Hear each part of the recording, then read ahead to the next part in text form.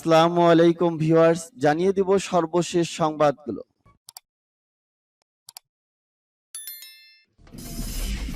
সংবাদের শুরুতেই জানিয়ে দিব সংবাদ শিরোনাম। রাশিয়ার দেওয়া শর্ত এখনো পূরণ করেনি ইউক্রেন, বললেন ক্রেমলিন। সমরাস্ত্র সরবরাহের জন্য কৃতজ্ঞ, চাই আরো অস্ত্র। রাশিয়ার কাছ থেকে 3 এলাকা পুনরুদ্ধারের দাবি জেনেলক্সির। আন্তর্জাতিক জলপথকে অনিরাপদ করবেন না, বললেন আমেরিকাকে ইরান। এবং জানিয়ে দিব সর্বশেষ শিরোনাম। পশ্চিম তীরে বাঁচে এলোপাতালি গুলি, 6 ইসরায়েলি সেনা নিহত। এতক্ষণ শুনছিলেন সংবাদ শিরোনাম, এখন শুনবেন সংবাদের বিস্তারিত।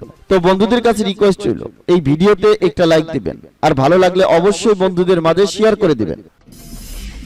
রাশিয়ার দেওয়া শর্ত এখনো পূরণ করেনি ইউক্রেন, বললেন ক্রেমলিন। রাশিয়া বলছে যুদ্ধ বন্ধ করে শান্তি প্রতিষ্ঠার জন্য মস্কোর দেওয়া শর্ত এখনো পূরণ করেনি ইউক্রেন। কিয়েভ রাশিয়ার শর্তগুলো মেনে নিলেই ইউক্রেন সংকটের সমাধান হবে বলে জানিয়েছেন রুশ প্রেসিডেন্টের কার্যালয় ক্রেমলিনের মুখপাত্র দিমিত্রি পেসকভ। মস্কোয় রোববার সাংবাদিকদের সঙ্গে আলাপকালে এ কথা জানান তিনি। গত 24শে ফেব্রুয়ারি দেশটির বিরুদ্ধে বিশেষ সামরিক অভিযান শুরু করে রাশিয়া। তখন থেকে মস্কো জোর দিয়ে বলে আসছে ইউক্রেন দখল করার কোনো ইচ্ছা তার নেই, বরং ইউক্রেনকে নাৎসি মুক্ত করাই তার এ অভিযানের লক্ষ্য। রাশিয়ার এই সামরিক হস্তক্ষেপের প্রতিবাদে আমেরিকা ও ব্রিটেন সহ পশ্চিমা দেশগুলো মস্কোর ওপর কঠোর নিষেধাজ্ঞা আরোপ করে এবং ইউক্রেনকে শত শত কোটি ডলারের সমরাস্ত্র সরবরাহ শুরু করে। পেসকভ ইউক্রেনের শান্তি প্রতিষ্ঠার উপায় নিয়ে দু দেশের শীর্ষ নেতাদের সম্ভাব্য সাক্ষাৎ সম্পর্কে বলেন।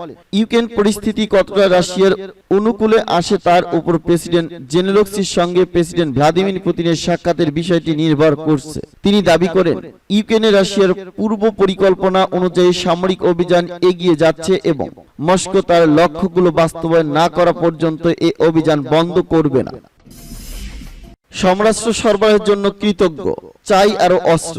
রাশিয়ার বিশেষ সামরিক অভিযান মোকাবেলায় পৃষ্ঠপোষকতা দেওয়ার জন্য জার্মানির প্রতি কৃতজ্ঞতা প্রকাশ করেছেন ইউক্রেন। একই সঙ্গে বার্লিনকে ট্যাঙ্ক সহ অন্যান্য সমরাস্ত্র আরো বেশি করে সরবরাহ করারও আহ্বান জানিয়েছেন কিয়েভ।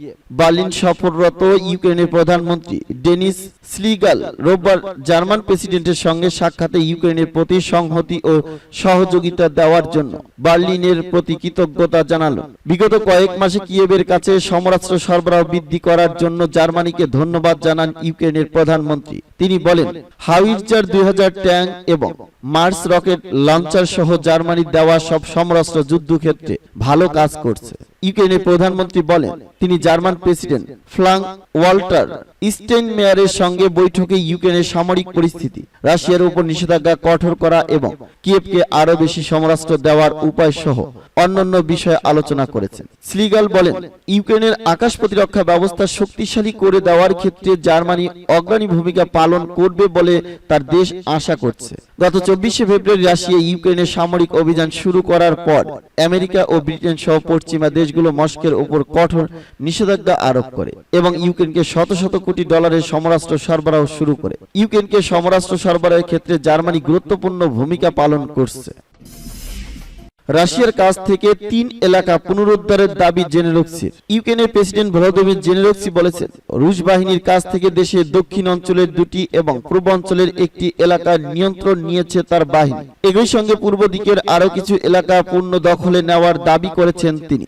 রোববার রাতে এক ভিডিও বার্তায় সেনা অভিযানে এ অগ্রগতির কথা বলেন জেলেনস্কি। সম্প্রতি তিনি ঘোষণা করেছিলেন রুশ সেনাদের নিয়ন্ত্রণে থাকা কয়েকটি অঞ্চল পুনরুদ্ধারে অগ্রসর হচ্ছেন ইউক্রেনীয় সেনারা। পূর্বাঞ্চলীয় দনতঙ্কের একটি এলাকা স্বাধীন করার জন্য জেলেনস্কি তার বাহিনীকে ধন্যবাদ জানান। এছাড়া পূর্বাঞ্চলীয় লিথিচানস্ক সেবেরস্ক পাহাড়ি কিছু এলাকা এবং দক্ষিণ অঞ্চলের 2টি এলাকা স্বাধীন করার জন্য ধন্যবাদ জানান তিনি। ওই এলাকাগুলো ঠিক কোথায় তা সুনির্দিষ্ট করে উল্লেখ করেননি জেলেনস্কি। তখন এগুলো দখল নেওয়া হয়েছে তাও উল্লেখ করেননি তিনি। জেলেনস্কি শুধু বলেন রোববার এক বৈঠকে সামরিক কমান্ডার এবং গোয়েন্দা প্রধানদের কাছ থেকে ভালো খবর পেয়েছেন তিনি। জেলেনস্কি জ্যেষ্ঠ এক সহযোগী একটি ছবি প্রকাশ করেছেন। সেখানে দেখা যায় সেনা সদস্যরা একটি গ্রামে ইউক্রেনীয় পতাকা উড়াচ্ছেন। এদিকে দক্ষিণ অঞ্চলে কিয়েভের একটি গ্রাম বলে উল্লেখ করেছেন তিনি। আন্তর্জাতিক জলপথকে অনিরাপদ করবেন না, বললেন আমেরিকাকে ইরান। আন্তর্জাতিক জলপথকে অনিরাপদ না করতে মার্কিন যুক্তরাষ্ট্রের প্রতি আহ্বান জানিয়েছেন ইসলামী প্রজাতন্ত্র ইরান।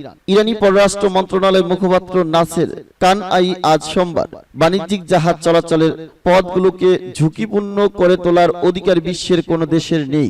তিনি বলেন, আমেরিকার সমুদ্র ড্রোনগুলো যেসব তৎপরতা চালিয়েছে তা ছিল উস্কানিমূলক এবং আন্তর্জাতিক আইনের পরিপন্থী। এ অবস্থায় ইরান ঝুঁকি নস্যাতের পদক্ষেপ নেয় এবং ড্রোনগুলোকে আটক করে এরপর নিরাপদ স্থানে ছেড়ে দেয়। কয়েকদিন আগে ইরানের নৌবাহিনী লোহিত সাগরে দুটি মার্কিন সমুদ্র ড্রোন আটক করার পর সেগুলোকে নিরাপদ স্থানে ছেড়ে দেয়। ইরানের নৌবাহিনী বলছে, আন্তর্জাতিক জাহাজ চলাচলের রুট নির্বিঘ্ন রাখতে এবং যে কোনো ধরনের নৌ সংঘাত এড়াতে মার্কিন সমুদ্র ড্রোনগুলো আটক করা হয়। এই বাহিনীর জামারান ডেস্ট্রয় লোহিত সাগরে নিয়মিত টহল দেওয়ার সময় আমেরিকার একাধিক গোয়েন্দা ড্রোনের মুখোমুখি হয়।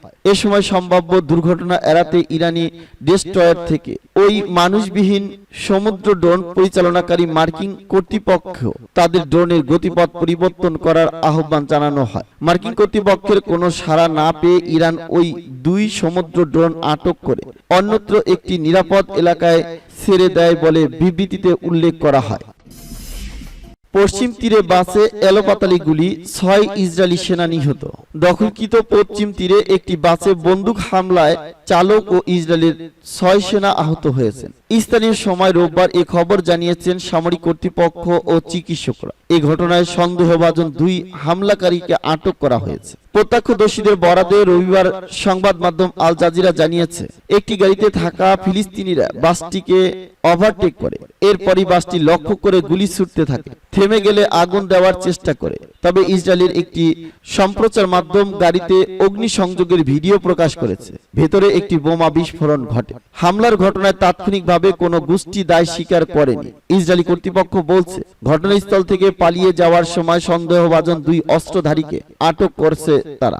দেশটির প্রতিরক্ষা মন্ত্রী বেনি গান্তজ নিশ্চিত করেছেন যে তার বাহিনী তাৎক্ষণিকভাবে তাড়া করে সন্দেহভাজনদের ধরতে পেরেছে। গত কয়েক মাস ধরে পশ্চিম তীর এবং গাজায় ইসরায়েলি বাহিনীর অভিযানের মাত্রা অনেক বেড়েছে।